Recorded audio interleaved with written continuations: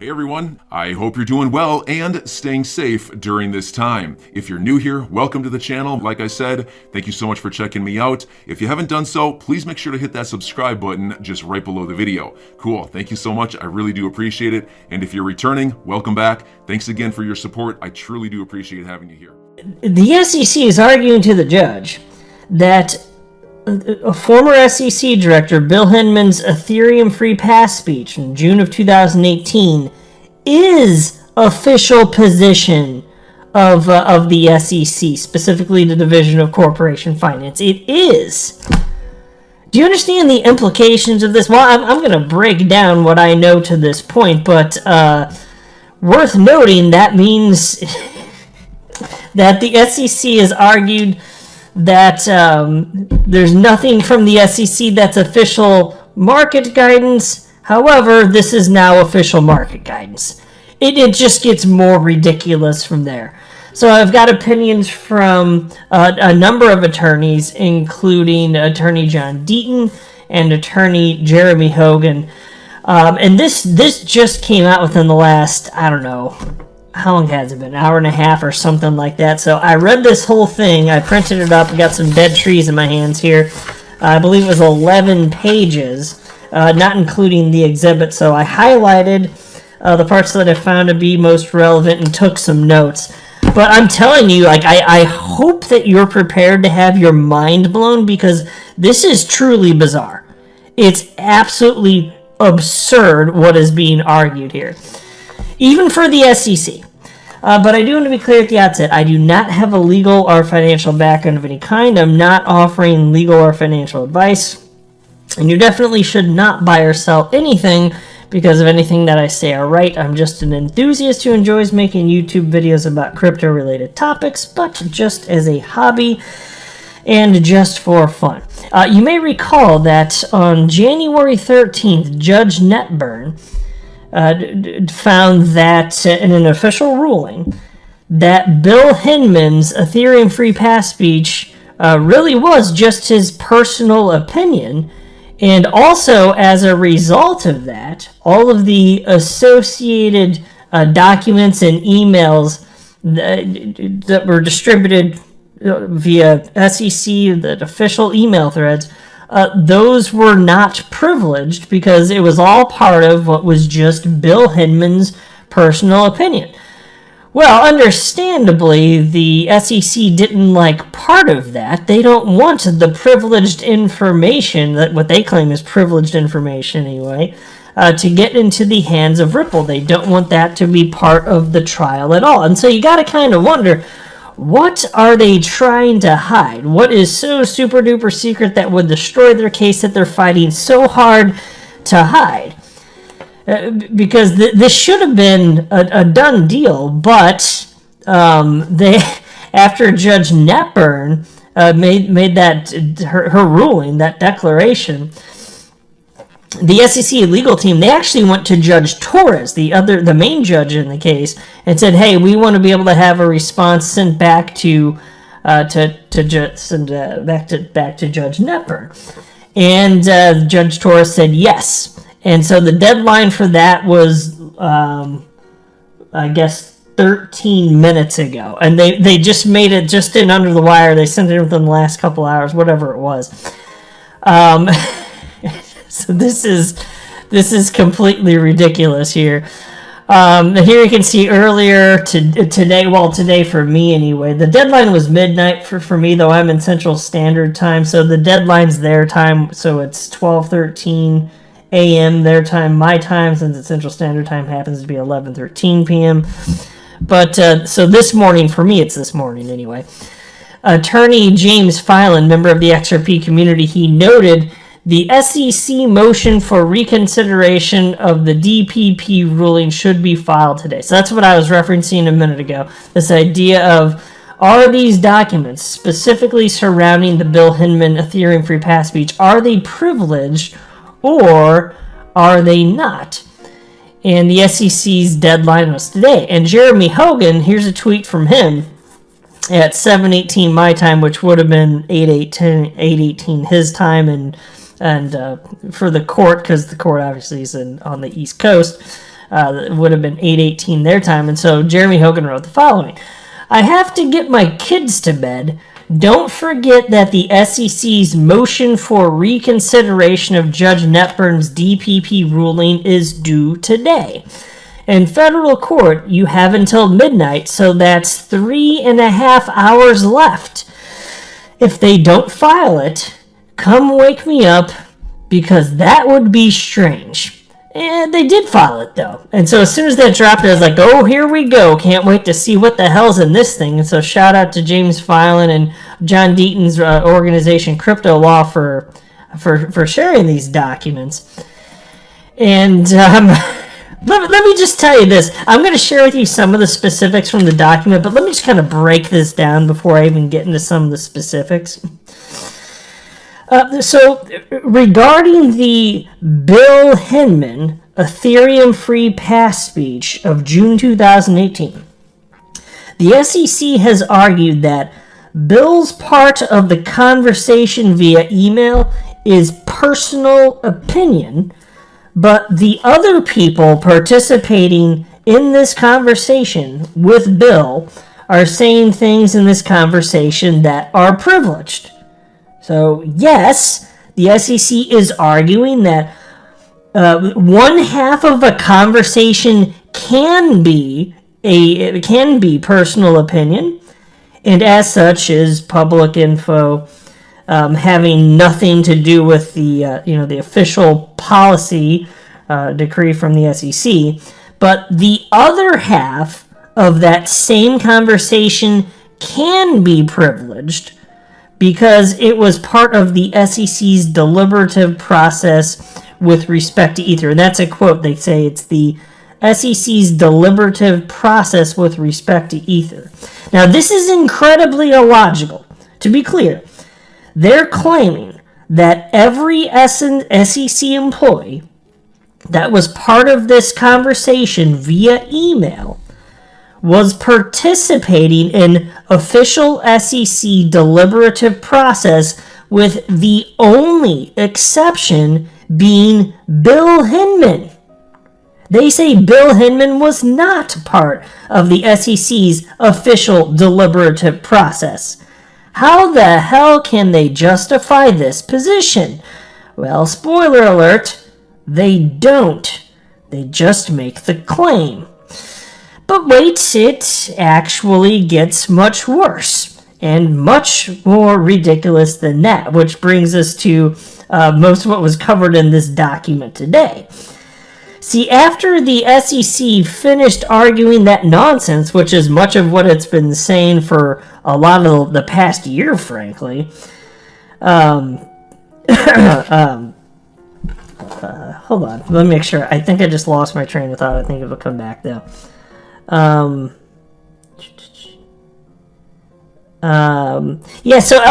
think I got it. So after the SEC finished arguing all that nonsense, they then proceeded to state that Bill Hinman's public statements actually could be relied upon as representing the views of the SEC's Division of Corporation Finance.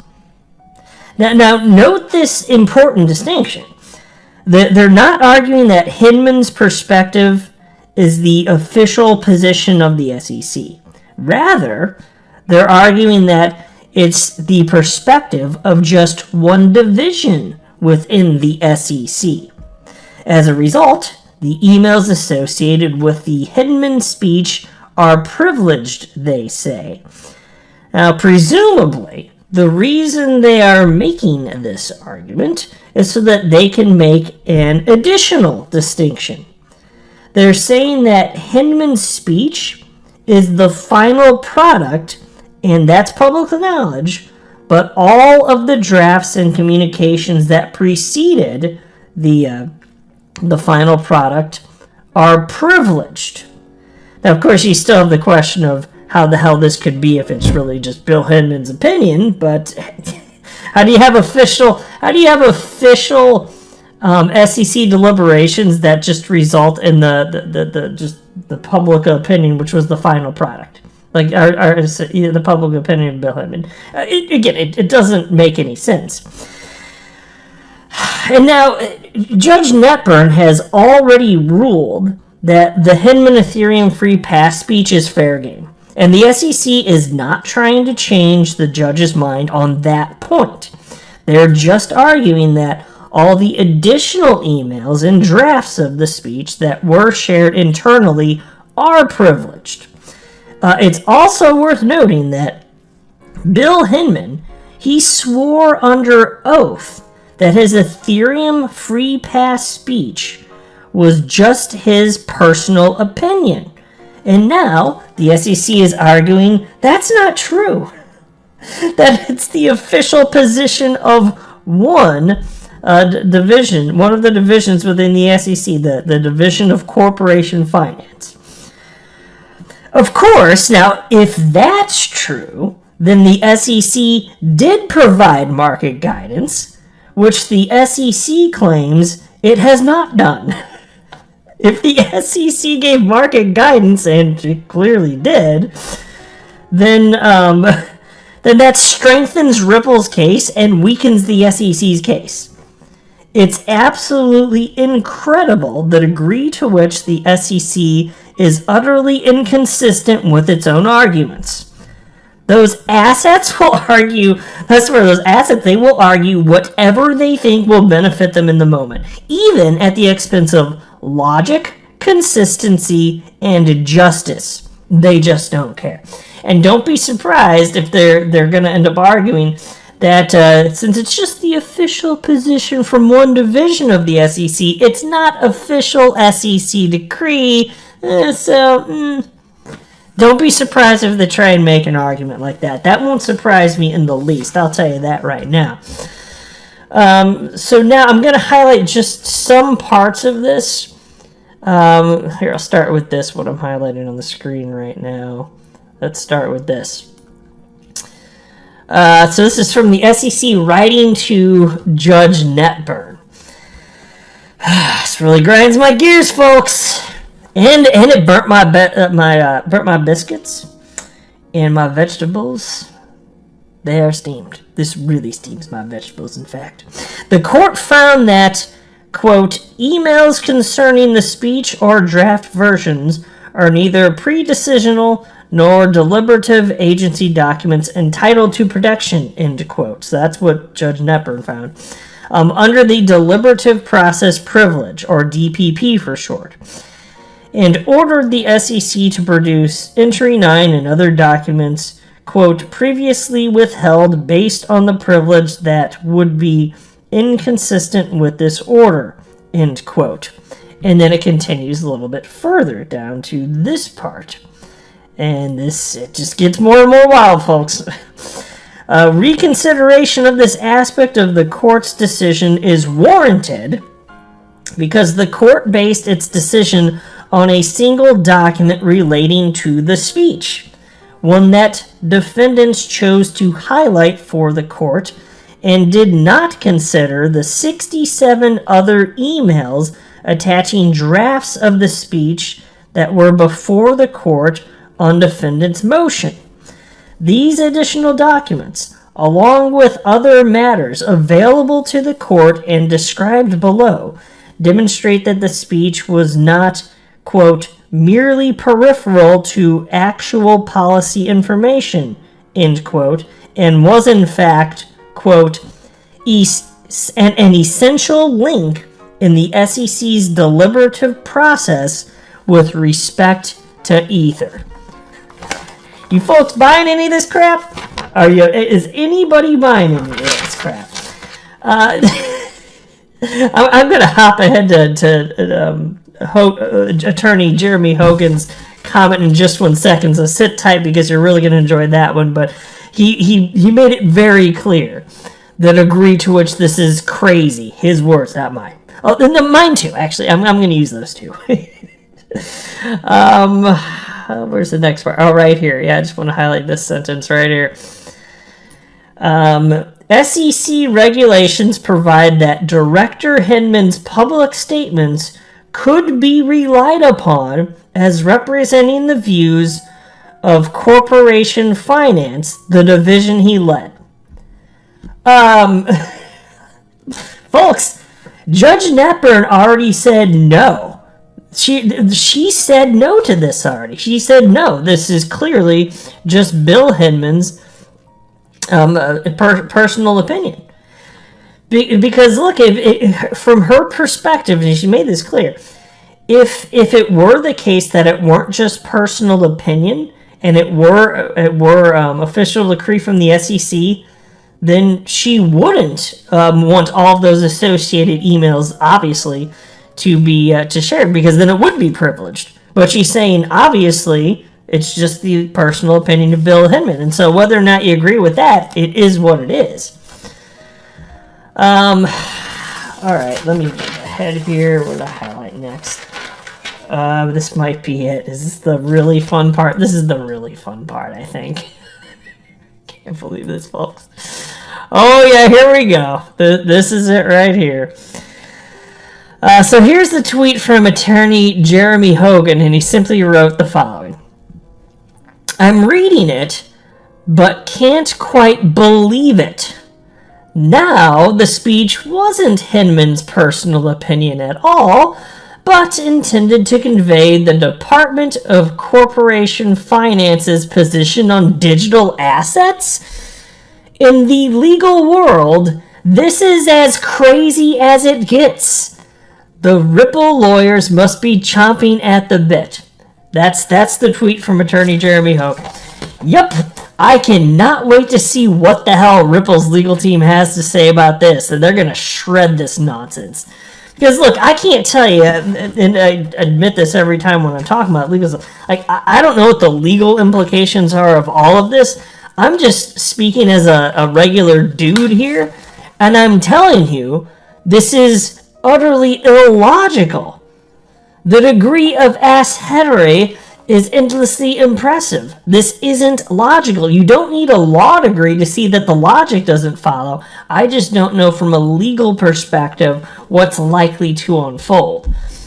But damn, this is stupid. STOOPID. Stupid. Here's a tweet from attorney John Deaton on this.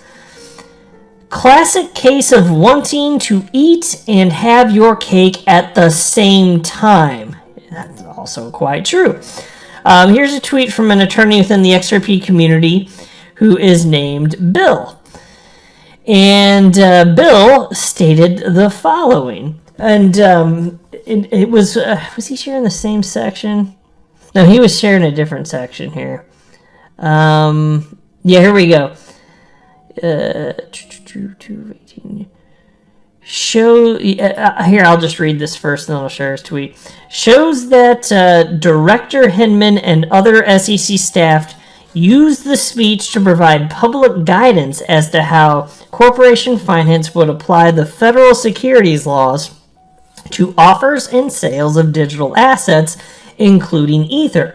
Indeed, SEC regulations provide that Director Hinman's public statements could be relied upon as representing the views of corporation finance, the division he read. So that's part of that I already read to you.